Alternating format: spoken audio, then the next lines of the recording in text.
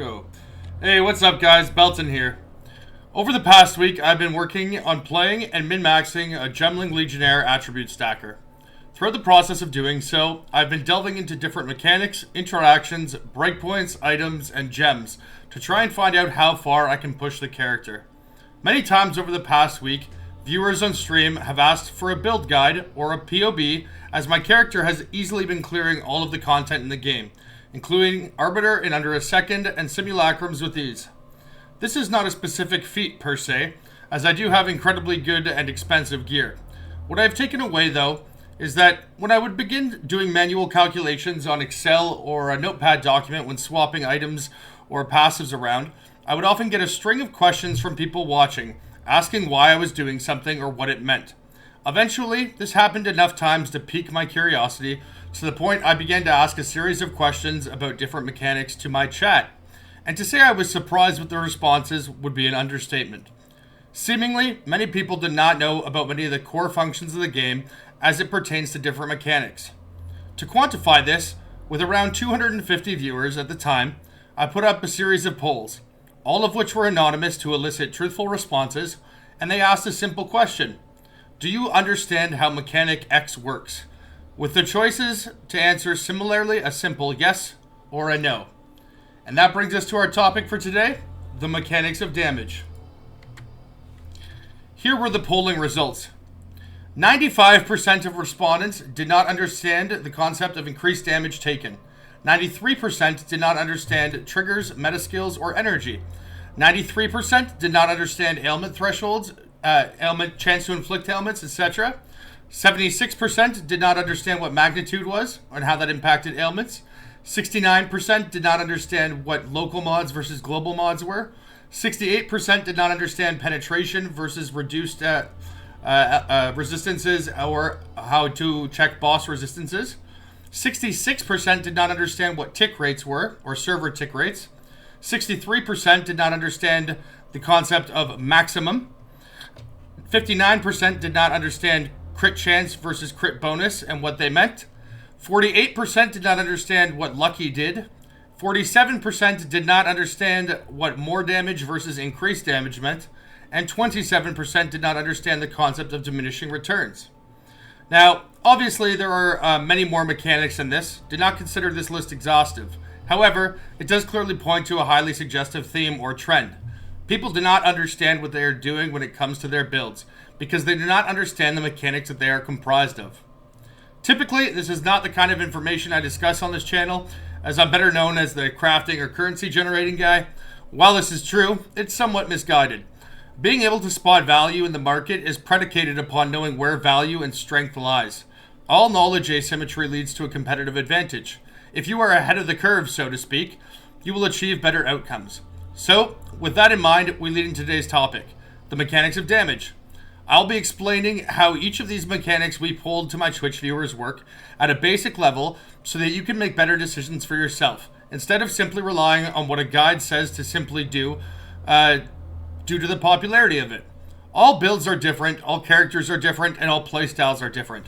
Someone farming bosses all day will have different needs and desires than someone magic finding maps. Knowing this and how to adjust accordingly if and when you make those changes will make you a much better player, and as a downstream consequence, a much better trader and a much better crafter. Let's begin. If you're new to the channel, leaving a like and comment on the video or sharing with your friends helps out a ton, and if you enjoy this type of content, please consider subscribing to see more. I am fast approaching 40,000 subscribers and would love to do so before the next content patch for Path of Exile 2. Thanks a lot, fellas. So let's get into some of these mechanics. I'll be answering these in the order of the response rates that you can see on the stream or on the screen now, with the most understood ones coming first, working our way to the least understood last. This way we can get the easy stuff, as it were, done quickly and go into more detail with the stuff that is less understood or more confusing for most people. If you guys enjoy this video, be sure to let me know in the comments below if you'd like me to cover more mechanics of damage, or to do a separate one focused on different mechanics relating to EHP or sustain, as these are the three pillars of every build: your damage, your EHP or effective health pool, and your sustain or your capacity to maintain your resources. So our first one will be diminishing returns. Diminishing returns refers to a concept that is central in balancing the multiple forms of scaling within your build. In short, it can be understood as the more of something that you invest into, the less proportionate benefit, or the marginal return of an output is decreased when a single factor is incrementally raised, all else being equal. If that definition confuses you, no worries. Here's a simple example. If my attack does 1,000 damage and I have 0% increased damage from anywhere on my tree or gear, and I put my next passive point into 20% increased damage, the 1,000 would increase to 1,200, which would be 1,000 times 1.2. This would result in a 20% gain from that one passive point. If I were to gain another level and assign my next point into a passive that also granted 20% increased damage, since all sources of increased damage are additive, the 1,200 damage would be increased to 1,400, since it is now 1,000 times 1.4. While the total amount of damage from the first passive and the second passive are the same, both increasing our damage by 200, the first passive point increases our proportionate output by 20%, which is 200 divided by 1,000. While our second passive point increases our proportionate output by only 16.67%, as it's 200 divided by 1,200. This phenomena is called a diminishing return, as the more you invest into a single form of scaling, the less its proportionate or marginal benefit is. This is called a diminishing return. Now, number 2, more damage versus increased damage. This is perhaps one of the most important things to understand as it pertains to scaling damage in your build, the proper application of which will be central in scaling your damage to face-melting levels. They are different in that increased damage sources are all additive with one another, the totality of which is a single multiplier, while sources of more damage are all individually independent multipliers. For example, if I have 1,000 damage with 0 sources of either increased damage percent or more damage on my build and character, and I'm deciding which support gems to use, and I hypothetically narrow down my options to one of the following, each using 3 support gems, and I'm trying to figure out which combination gives the most damage. Support gem 1 gives 50% increased damage, support gem 2 gives 40% increased damage, and support gem 3 gives 30% increased damage. Number 2, support gem 1 gives 50% more damage, support gem 2 gives 40% more damage, and support gem 3 gives 30% more damage. Or number 3, support gem 1 gives 50% more damage, support gem 2 gives 40% increased damage, and support gem 3 gives 30% increased damage. The math would be as follows. For the first combination, it would be 50 plus 40 plus 30 equals 120% increased damage. Since the skill did 1,000 damage, that would bring our total to 2,200 damage. For the second option, with our skill doing 1,000 damage, it would be 1,000 times 1.5 times 1.4 times 1.3, which would equal 2,730 damage. For the third option, which is a mixture, we would have skill doing 1,000 damage, and we would also have the 70% total source of increased damage, so it would be 1,000 times 1.7, which is 1,700, which would then be multiplied by the more multiplier of 30% increased damage, which would be times 1.3 again, giving the total of 2,210 damage.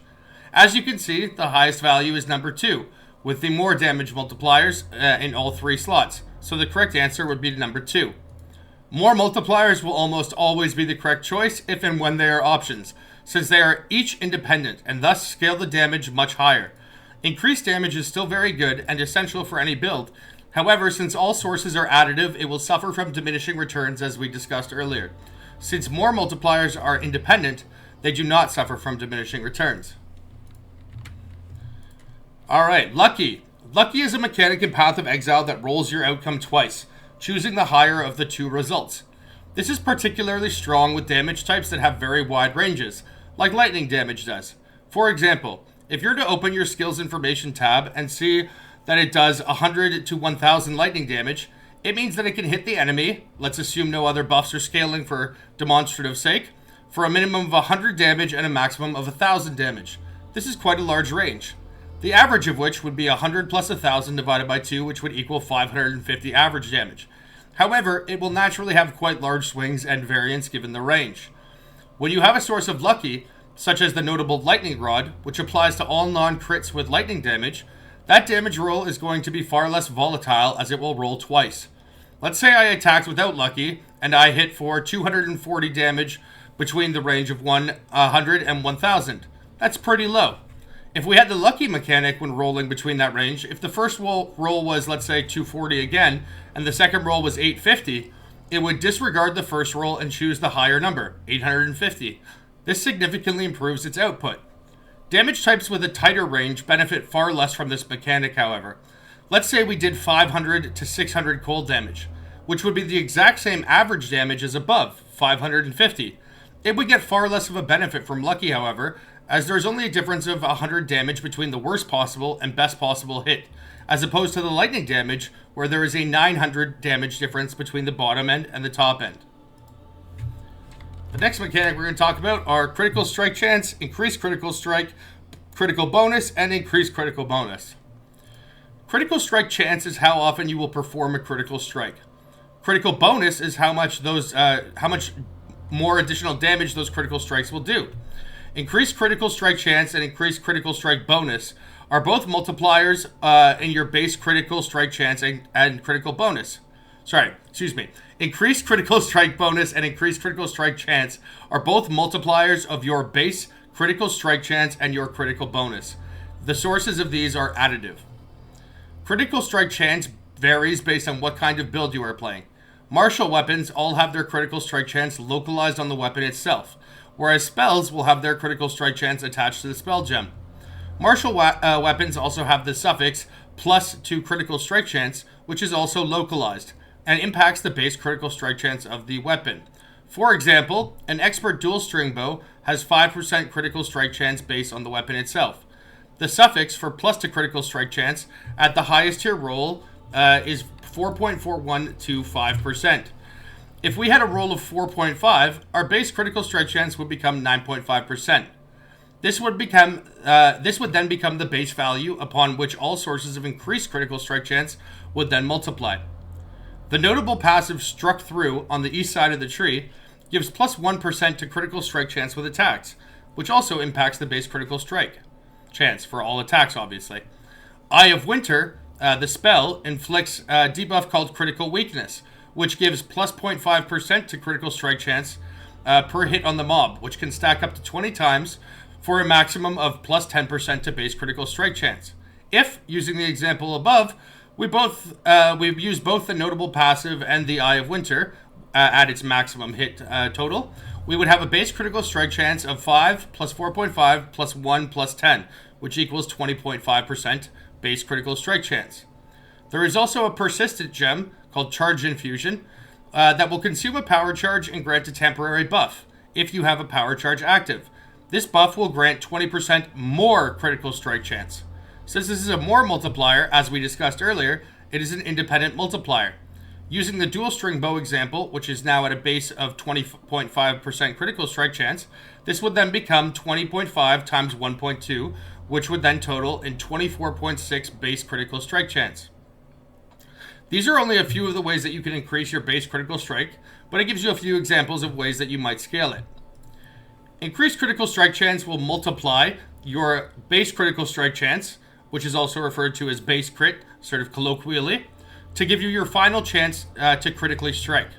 All sources of increased critical strike chance are additive with one another, however, may sometimes be further distinguished by spells or attacks, with the modifier increased critical strike chance to spells or increased critical strike chance with attacks. If the modifier simply says increased critical strike chance, as appears on amulets, for example, this will apply to both. While there are different mods, they are still additive with one another, simply distinguishing by the source of the damage with respect to its application. If we were to continue with the example above, and thus had a 24.6 base critical strike chance, and we were able to get, let's say, a total of 200% increased increased critical strike chance through our passives, jewels, and gear, the final result would be 24.6 times 1 plus 2, so 3, which would equal 73.8% chance to critically strike. Critical bonus is how much damage your critical strikes will deal. It has a base value of 100%, which is 2x your damage. Increases to critical bonus, which are typically found on weapons or gems like Sniper's Mark or from soul cores used on martial weapons, will add to this base value. If you had 20% critical bonus on the suffix of your dual string bow, as well as two 12% critical bonus soul cores, this value would then become 144 critical bonus. This, similar to critical strike chance, is a base value. Increased critical bonus, similar to increased critical strike chance, will multiply your critical bonus by all sources of increased critical bonus to give you your final critical damage bonus percentage. Again, like all sources of increased critical strike chance percent, all sources of increased critical bonus are additive with one another. Let's say we had a quiver that gave us 38%, an amulet that gave us 30%, and then we were able to get another 120% from our passive tree and our jewels. This would be a total of 188% increased, which would then multiply our base critical bonus, which is 144, by 2.88. The calculation for that being 144 times 1 plus 1.88, which would equal 414 critical damage bonus percent. Since this final number is expressed as a percentage increase on critical strikes, not a percentage of the base damage, it is expressed as times 5.14.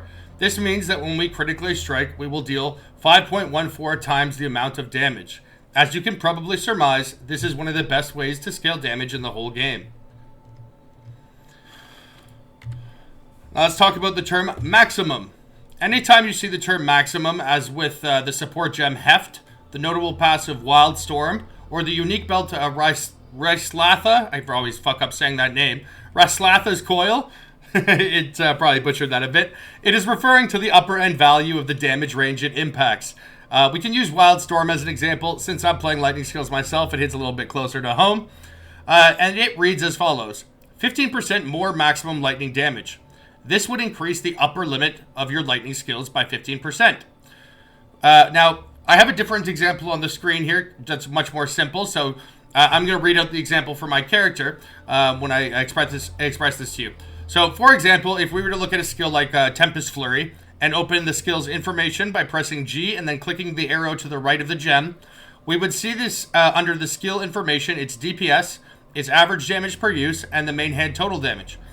And then how much damage of each type it does. In this case, we would look towards the main hand lightning damage.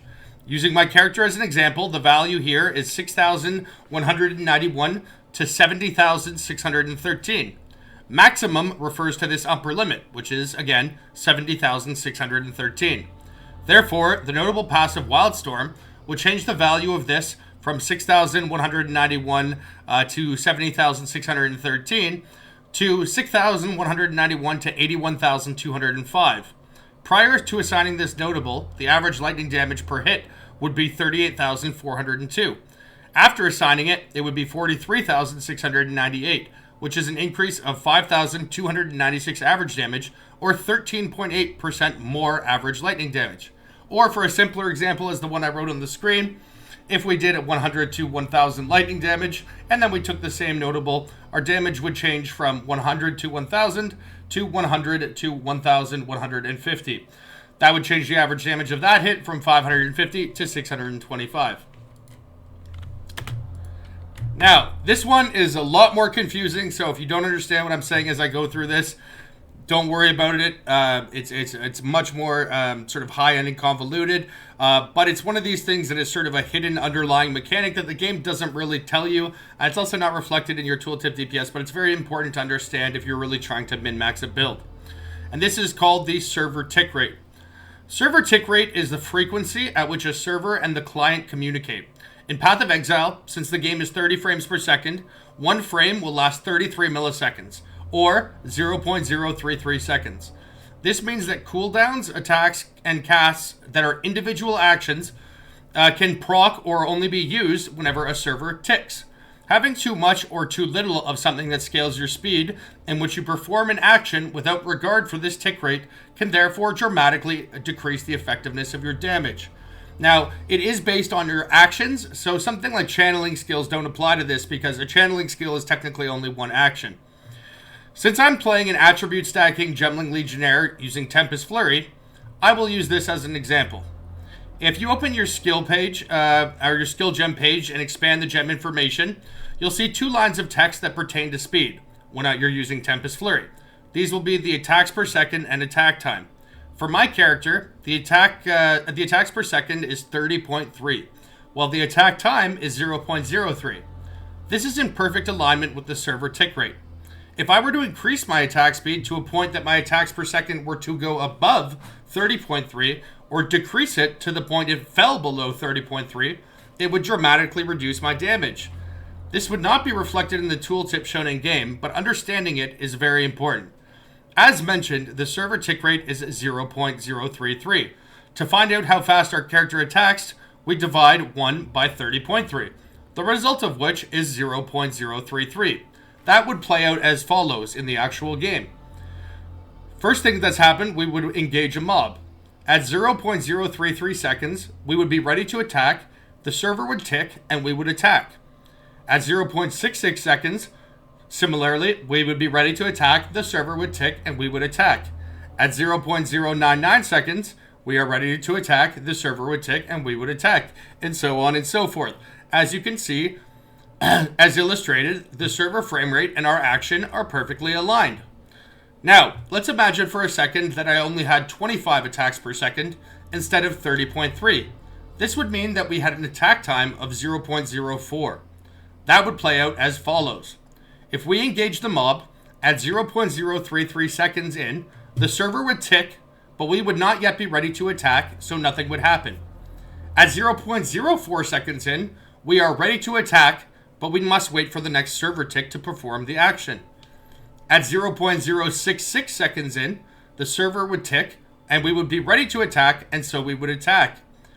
At 0.99 seconds in, 0.099 seconds in, the server would tick, but we would not yet be ready to attack, so nothing would happen. At 0.106 seconds in, we would be ready to attack, but we must wait for the next server tick. At 0.132 seconds in, the server would tick, we would be ready to attack, and so we would attack. As you can see, we only attacked twice in the first 0.132 seconds of the fight, as compared to the first scenario where we attacked 4 times. This would effectively halve our actual damage, despite the fact that we have far more than half the attack rate, at 25 attacks per second compared to 30.3 attacks per second. This is a simplified explanation of how it works, and requires some more nuance when dealing with things like trigger rates or multiple skills, but it provides a basic framework for understanding the concept of server tick rates, or server frame rates. Be sure to pay mind to this, especially if you're playing a trigger skill, or if you are heavily invested into scaling speed. Now, note, the attack time is based off your previous successful action, not a base point starting from 0. Using the example that we just did with 25's attacks per second, our first successful attack was at 0.066 seconds. 0.066 seconds. Our next action, therefore, would be ready 0.04 seconds thereafter at 0.106 seconds, not at 0.08 seconds, as if it were to be starting from 0, which would be 0.04 plus 0.04. All right. A little complicated, that one, I know. Let's get back to a bit of an easier one. All right, reduced resistances, penetration, and boss resistances. Let's put that in ignore. Reduced resistances and penetration both have similar performative function in that they lower the resistance of the mob or mobs that you are fighting. However, they do so in different ways. This is one of the forms of damage scalability that seemed to confuse most of the people I spoke to when putting my build together, as the way that they function is different than it was in the original Path of Exile. Furthermore, since most builds are benchmarked against bosses, in Path of Building or otherwise, understanding the resistances of the bosses you are fighting is also central in maximizing your output. Here is how they differ. Reduced resistance. Reduced resistances can come from multiple sources, including exposure, and from curses. The sources are all additive with one another and will lower the resistance of the mob you are fighting, and can take the total resistance of that mob below 0. For example, if you're fighting a mob or a boss that has 30% lightning resistance, and you apply lightning exposure, lowering its resistance to lightning by 20, and also apply conductivity, lowering its resistance by 35, your total reduced resistance would be 55. This would change the mob's lightning res from 30 to minus 25. If you were to hit that mob for 100 damage without any sources of reduction, it would resist 30% of it, and thus you would deal 70 lightning damage. With the 55% reduced, bringing its total to minus 25%, you would deal 125 damage, which would be an increase of 79% more damage as a result of this reduction. Penetration works similarly to the reduced resistance in the sense that it too will lower the effective resistance of the mob that you're fighting, as well as all sources of penetration being additive with one another. Unlike reduced resistances, however, penetration cannot lower a mob's resistance to below 0. Furthermore, if you have a source of reduced resistance, or multiple sources, as well as penetration, penetration will always be calculated after the reduced resistance additively, and will still be unable to exceed 0. This means that if your reduced resistance alone brings the mob's resistances to 0 or to below 0, penetration will do absolutely nothing. Furthermore, since it is always added second and it is still hard capped at 0%, you are often going to need much less of it than one would first think. This is because the highest resistance on any mob in Path of Exile 2 is 75%. Therefore, if you are applying both exposure and a curse to a mob of a single elemental type, using our above example with 20% lightning exposure and 35% lightning reduction from conductivity, the maximum amount of penetration that will ever be needed is 20%. There are some caveats to this, of course, like immunity to curses or exposure. However, this information in of itself does little without knowing the resistances of the mobs or the bosses you are fighting. They are as follows. Zesht, which is the boss for Breach, has 75 fire res, cold res, lightning res, and 0 chaos res. King of the Mists, which is the ritual boss, has no elemental resistances and 50 chaos res. This means that penetration does nothing to him.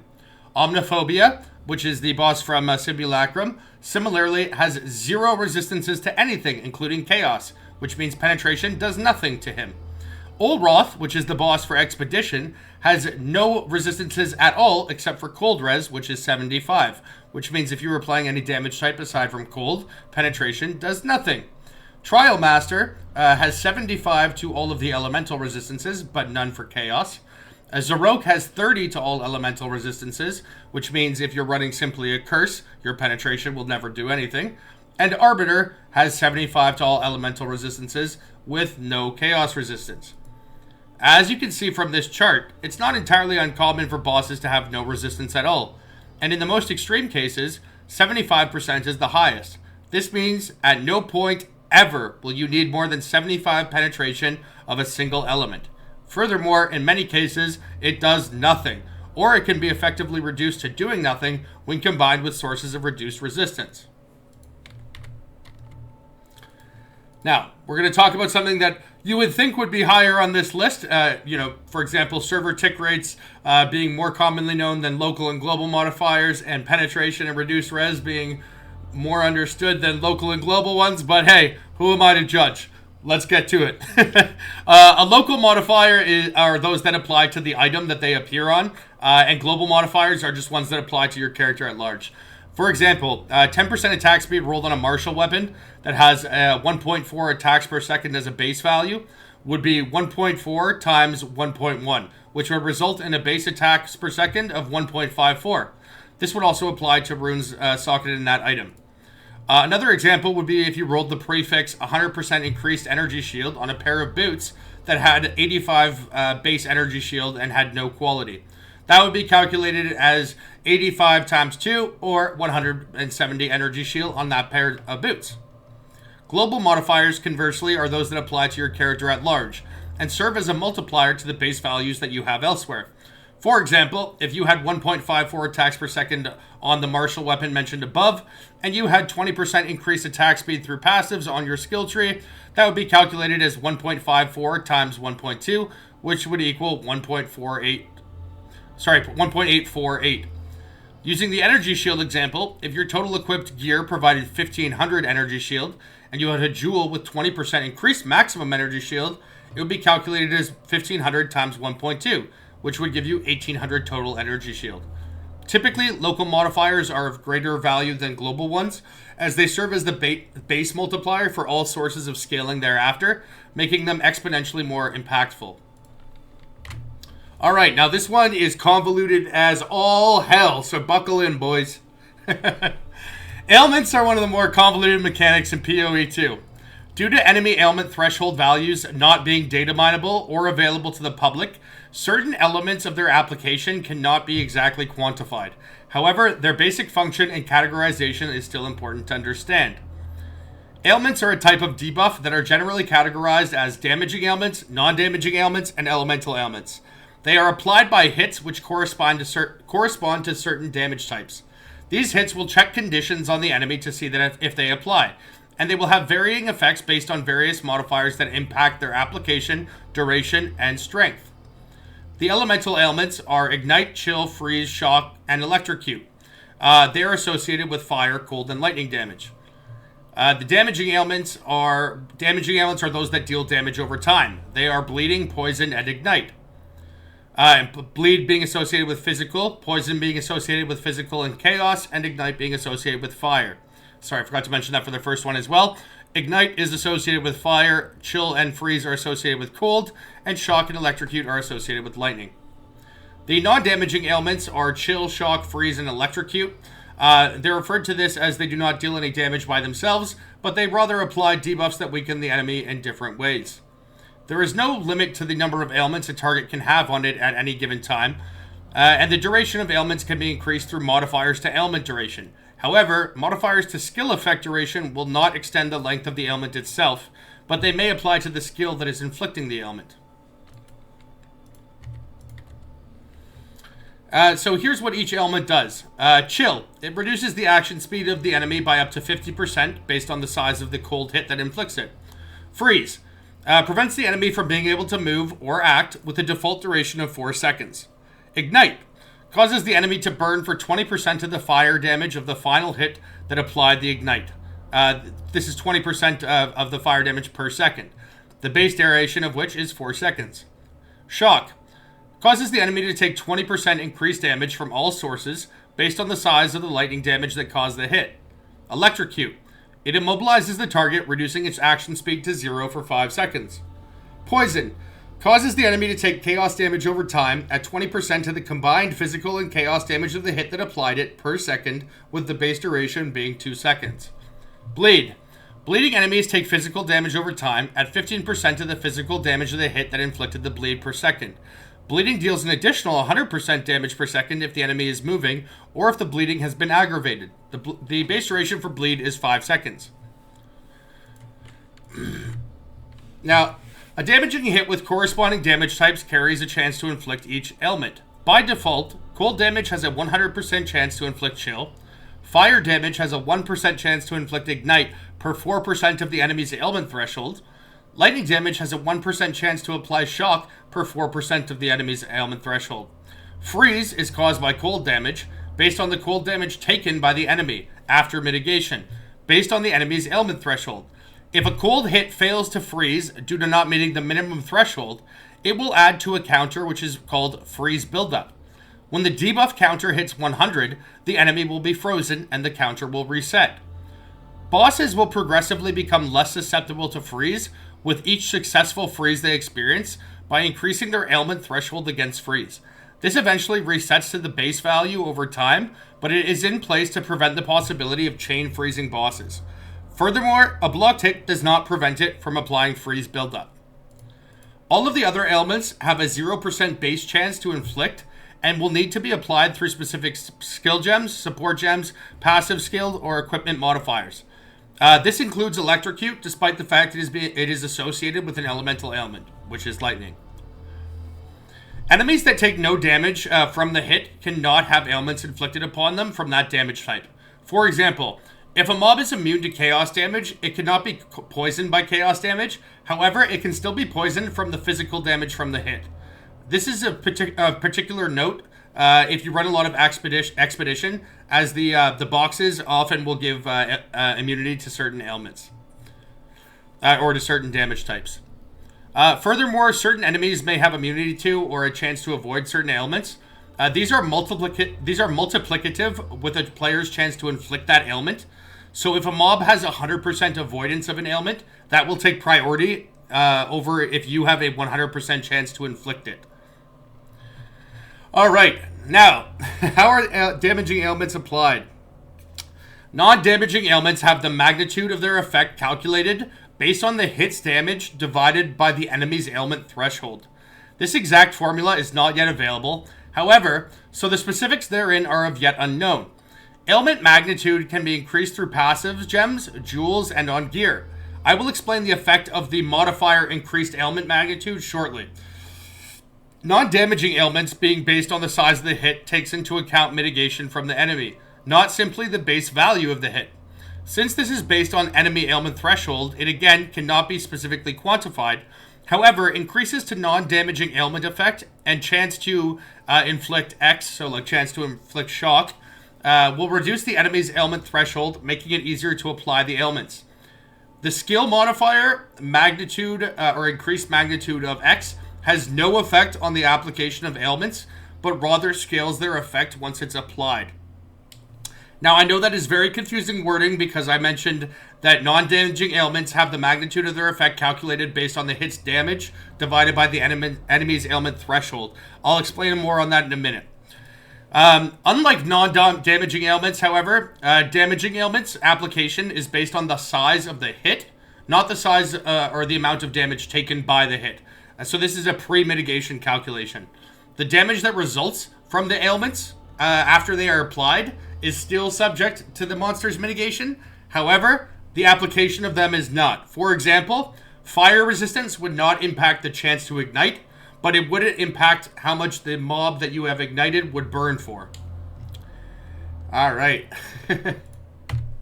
Magnitude. Modifiers to ailment magnitude impact the strength of the ailments that they apply to. They have no bearing on the chance to apply the ailments themselves, simply their strength thereafter. They impact the ailments as follows. Chill. Increases the slowing effect. Freeze. Increases the duration of the freeze. Ignite. Increases the percentage of the hit that gets converted to burning damage, the base for which is 20%. Shock. Increases the damage taken from shocks, the base of which again is 20%. Electrocute. Increases the duration of immobilization, the base for which is 5 seconds. Poison. Increases the percentage of the hit that gets converted to poison damage, again 20% of physical and chaos. And bleed increases the percentage of the hit that gets converted to bleeding damage, which I believe is 15%. When calculating magnitude, it is a multiplier of the base value. It is not additive to the base value. For example, 50% shock magnitude would increase the damage taken of a shocked enemy from 20% to 30%. It would not be 20 plus 50. It would be 20 times 1.5. 50% ignite magnitude would cause your ignites to deal 30% of the fire damage dealt with the hit as burning damage instead of 20%. 50% electrocute magnitude, 50% electrocute magnitude would cause the immobilization to go from 5 seconds to 7.5 seconds. Sources of increased magnitude are additive with one another and multiplicative with the base effect of the ailment itself. Now, if you recall, I said I would get back to the thing mentioning the magnitude of the hits impacting the initial size of the freeze. I'll explain that now. Ailments have a minimum and a maximum threshold necessary to apply. So any hit that is below the minimum threshold will be disregarded and the ailment will not apply. Hits that exceed the maximum threshold will be capped at that maximum. However, the cap can be increased through the scaling of increased magnitude of X. So let's say increased magnitude of shock. The size of the initial hits will still impact the strength or the magnitude of the base effect of the ailment within the maximum and minimum thresholds. For example, not all shocks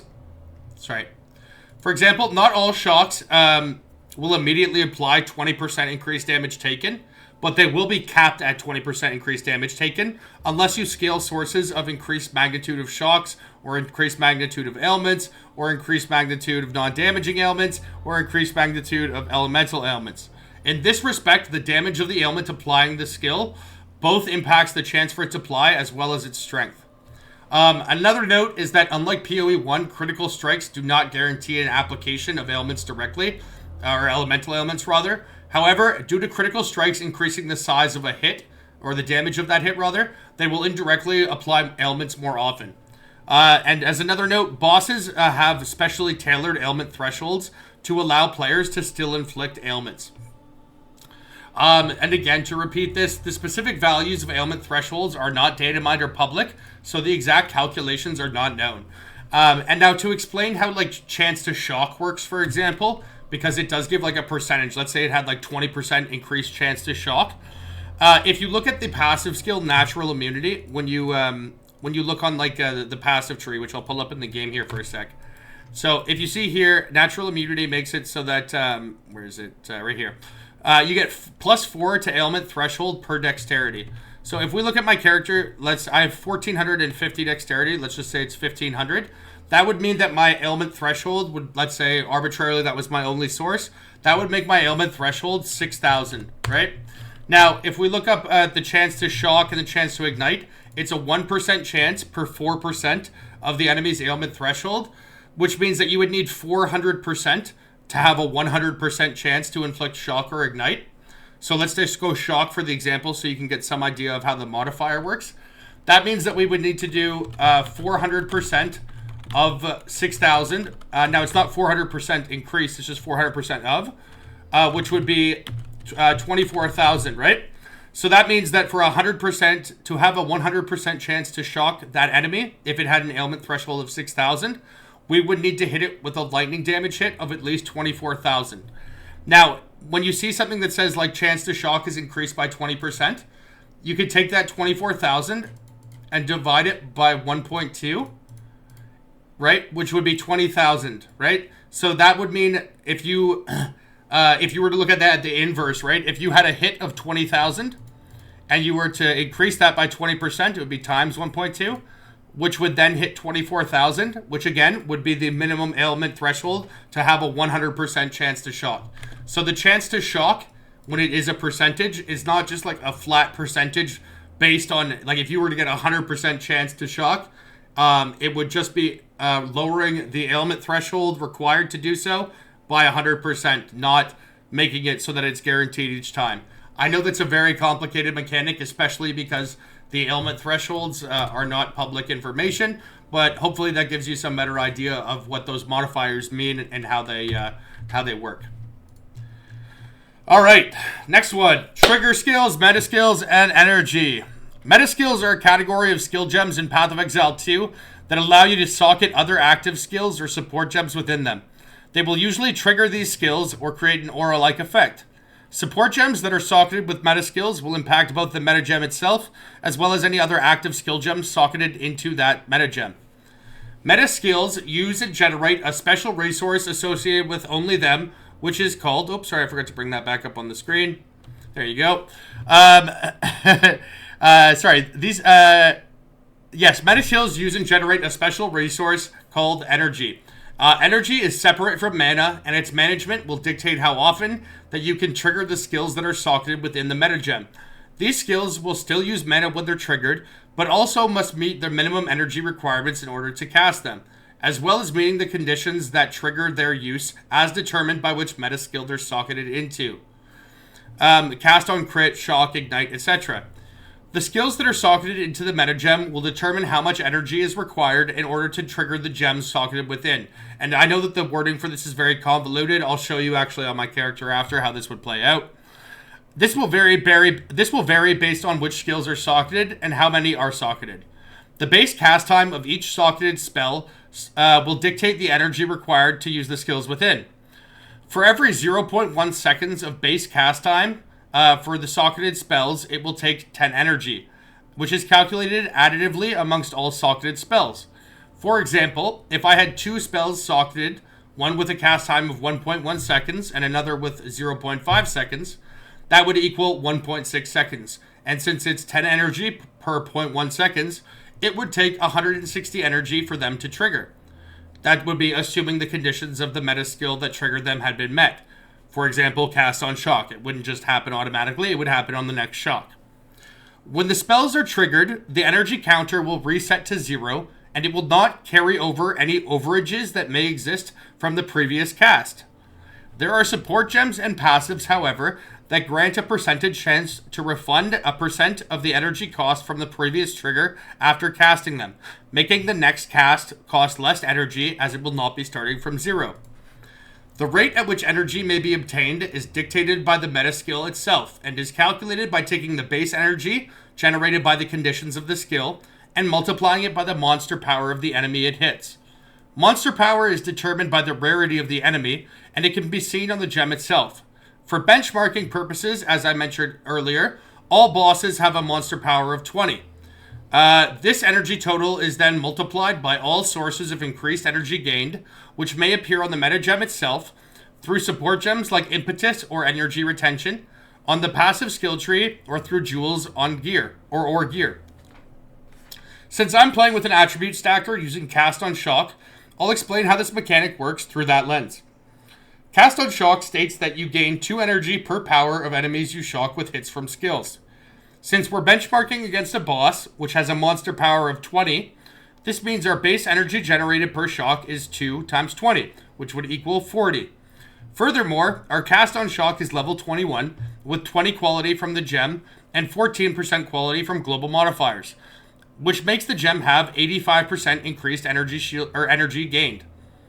This is added to all other sources of increased energy gained, of which I have 40% from the support gem Impetus and 60% from the jewels on my skill tree. This would total 185% increased energy gained.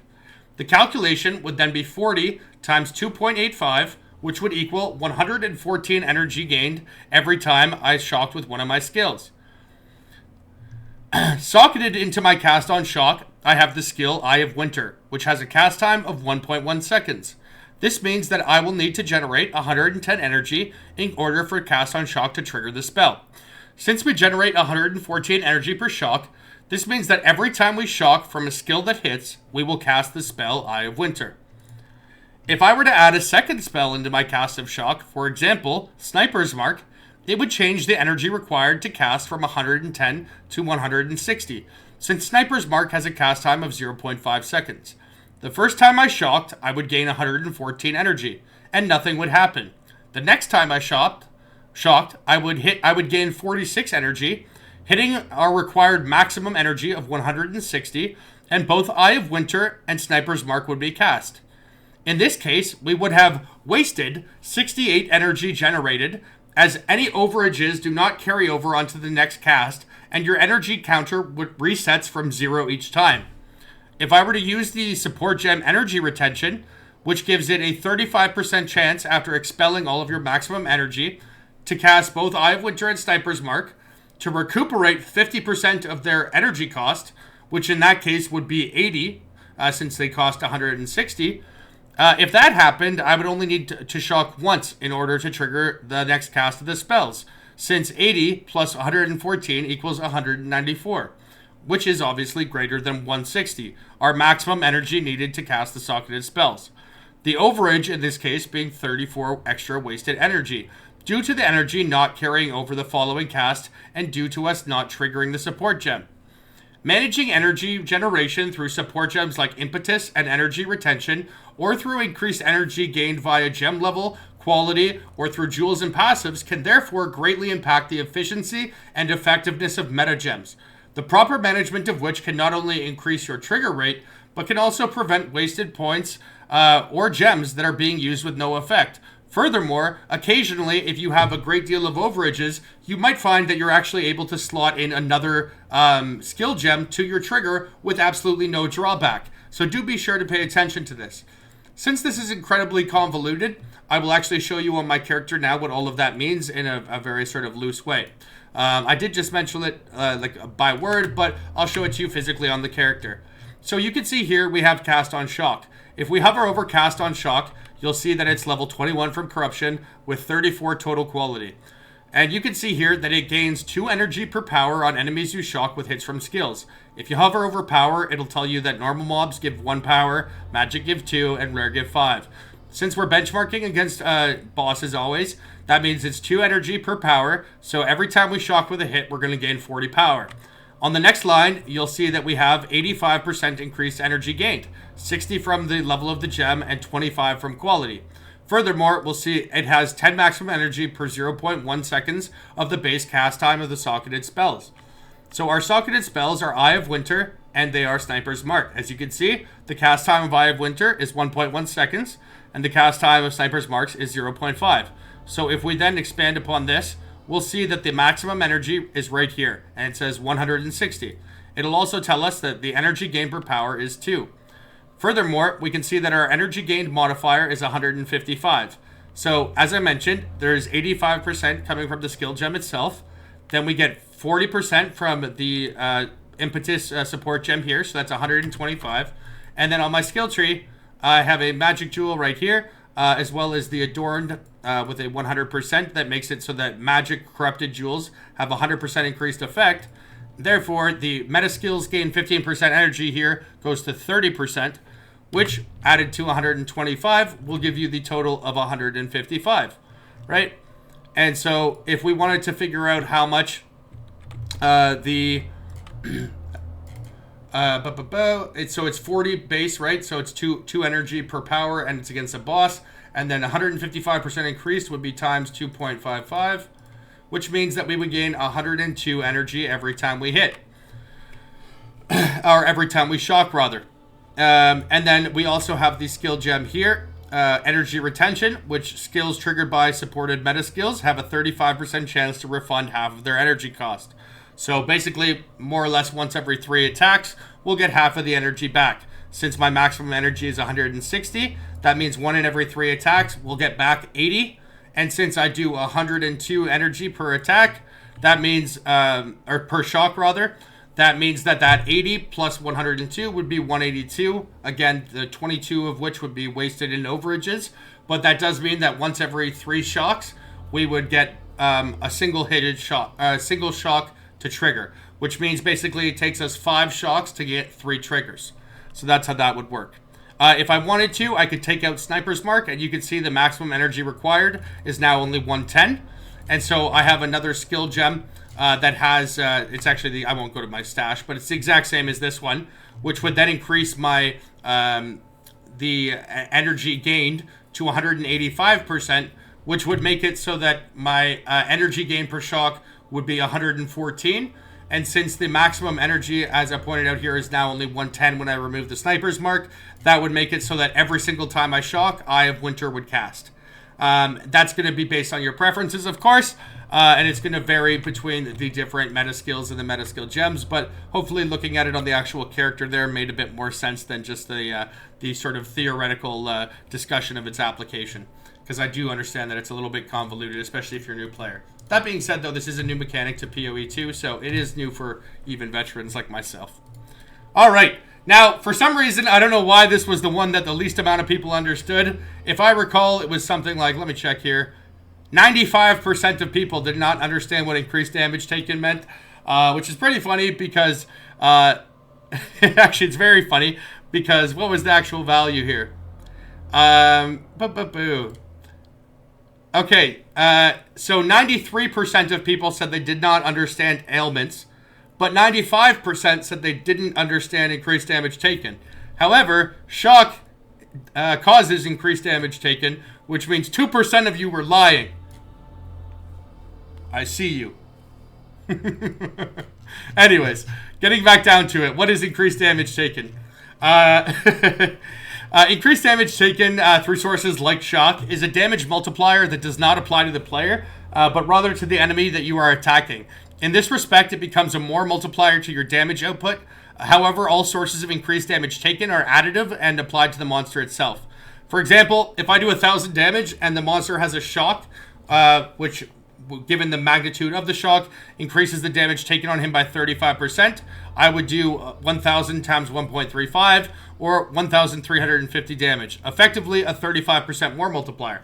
If I were to get a second source of increased damage taken, let's say of 20%, like the notable electrocution gives on the passive tree, which makes enemies take 20% increased damage when electrocuted, the calculation would be 1,000 times 1 plus 0.35 plus 0.2, or 1,000 times 1.55, which would equal 1,550 damage. A 55% more multiplier from the original base value of 1,000. but due to the diminishing return experienced by all singular additive sources of damage, only a marginal gain of 14.8% more damage from the second source of the 20% increased damage by enemies you electrocute. There are limited sources of this modifier in the game. However, getting at least one of them will greatly increase your damage, as it serves as a further independent war multiplier to your character's damage. And with that being said, guys, we're now at the end of the video. Hurrah! And it's under an hour so far. I hope you guys enjoyed watching and learned something. By understanding the underlying mechanics that make builds powerful, you'll be able to start creating your own builds, understanding opportunity cost and skill and gear adjustments, and be able to start innovating on your own. Furthermore, understanding these functions will help you become a more thoughtful crafter, a more lucrative trader. Thank you for watching, and please let me know if you guys have any questions below or topics or mechanics you'd like explained in a future video. If it's your first time watching the channel, please consider subscribing if you'd like to see more. We're fast approaching 40,000 YouTube subscribers, as I mentioned at the beginning, and each new one in the pursuit of that goal is greatly appreciated, as well as all of the ones that have helped me make it here. I prepared a written guide to follow along with this video, by the way, as I did with my crafting video I released fairly recently. However, unlike that first one, I decided that I will drop this written guide when the video gets 500 likes, so make sure you like the video. This guide is actually the script I've been following along with this time. And so if you want just a written guide to follow here, all of the details in this in a much more expanded upon version are in this document. And as you can see, it was no easy task. I spent about 12 to 14 hours putting together this document and the corresponding slideshow, despite the fact it is rather ugly and unnuanced, but 22 pages, but this will give you something to reference in case you need to. For the time being, though, when you're watching the video, I'll put chapters with each one of the different types, and again, just as a reminder, this is not an exhaustive list of all the different ways the damage can be scaled. There are things like, let's say charges or damage added as extra, or things like that that I can expand upon in a future video if people don't understand how they work. This was simply the stuff that was responded to by my stream when I was asking the questions, and I figured after asking 12 different categories, it would probably make a video around an hour long, which turns out to be the case. Now, I do notice that this video is at 57 minutes, so why don't we try to make it as close as we can to 1 hour, and I'll get rid of this display capture here, and why don't we go kill Arbiter level 4. Because I don't think I've ever done a video in all of Path of Exile 2 where I actually kill something. I do actually kill things quite often, especially on this new character. To be fair, though, this character is in about 19 mirrors of gear, so don't necessarily look at this from a comparative way and expect to do the same thing. But again, at least if you understand the mechanics of things, you can put this stuff together yourself and find different ways to multiply your damage. Currency, for the most part, outside of like build enabling uniques, really just increases the numbers and not so much the function. So, there are many ways that you can kind of get around, worse gear if you do understand how that gear works best together.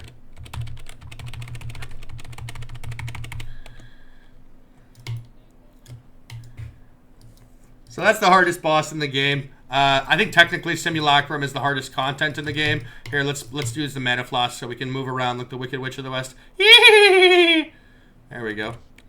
All right.